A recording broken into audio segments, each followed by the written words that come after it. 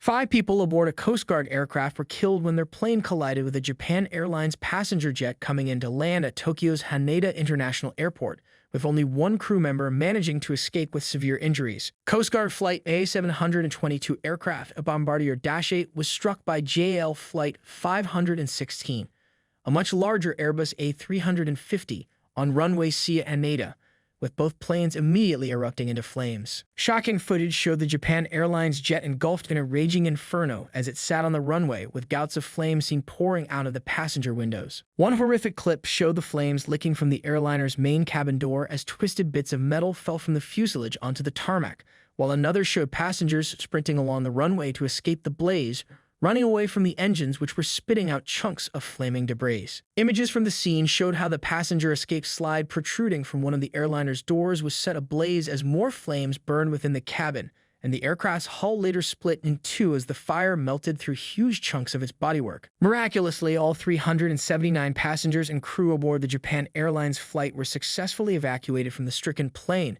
a JAL spokesman said, but most of the crew in the much smaller Bombardier did not survive the crash. The Jiji news agency reported the Coast Guard plane was set to leave to help with rescue efforts following a massive earthquake in central Japan on New Year's Day, with the 5 deaths of the crew members further compounding the tragedy. The Japan Airlines flight had flown out of Shin Chitose Airport in Japan and was landing at Haneda Airport when the disaster occurred. Several experts described the evacuation of the passenger plane as phenomenal and a miracle.